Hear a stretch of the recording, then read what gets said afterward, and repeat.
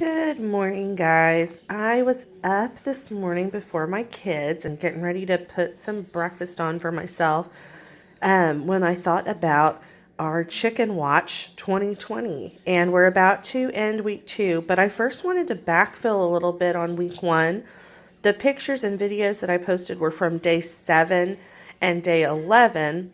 But what's happening in the egg is really, really cool. And there are some terms also that are helpful, because one of the biggest questions that I get is, can I go to the store and buy eggs and put them in this incubator and they turn into chickens? And so the answer is no. You cannot. The eggs that you find in the store are not fertilized eggs, and they also look a lot different than our chicken eggs. I'll show a picture later of what our eggs look like, but typically you go to the store and you get an egg that looks like this. A nice white egg, usually refrigerated. If you have fertilized chicken eggs, do not refrigerate them.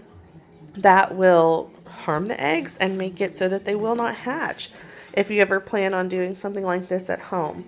So first things first, we want to look at kind of the anatomy of an egg and what's happening when we're doing embryology. So eggs are obviously homes for developing chicks for the first 21 days that they're alive. The chicks are called embryos, and they begin to grow as soon as incubation starts. And the chick uses all the parts of this egg to develop into the little fluffy, cute chickies that we see after they hatch. So in looking at the parts of the eggs, they also obviously we have the egg shell. Egg shell is the hard protective coating of the egg. There are tiny, tiny holes in here. Let me see if I can get this to focus. Obviously, you won't be able to see all the holes, but you can see that it's a little bit bumpy, because eggshells are kind of porous. That means just like human skin, they allow oxygen and moisture to come inside the egg, and they allow some other stuff to go out, waste to leave the egg shell. So it's like a little shelter for the baby and keeps it safe. We have pores in our skin that allow things to move in and out of our bodies, and so do the baby chicks. So underneath the eggshell are the outer and the inner shell membranes. I've got this diagram that I like to use that I printed off from a source on Teachers Pay Teachers, which is a good site for all you homeschool parents, newly homeschool teachers. But anyway, we've got a diagram of the egg. So here we have the shell, which is on the outside, and then we have an outer membrane, and we also have an inner membrane. And so what those membranes do is they hold the parts of the egg in place and separate the inner part of the egg from the shell. Now, the air cell is an empty space at the larger end of the egg between the outer and the inner membranes. So now I'm going to crack open our egg. I'm going to see if I can do it one-handed. I don't know. This might be a little funny because I sure am not like a super awesome chef.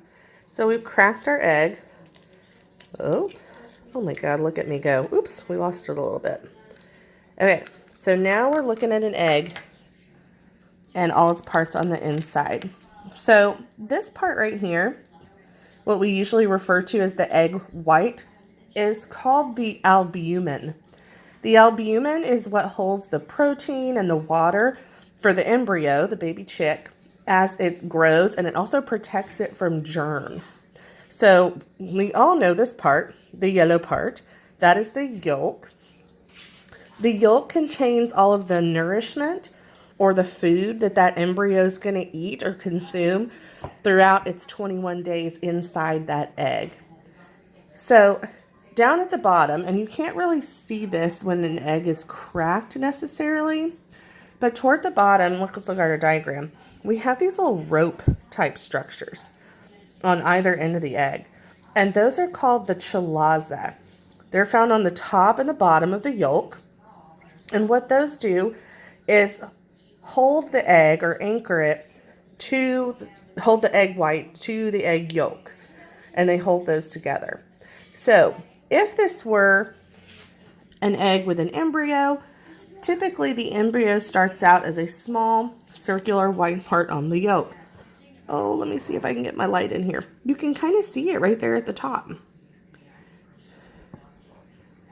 So typically that's where the embryo starts.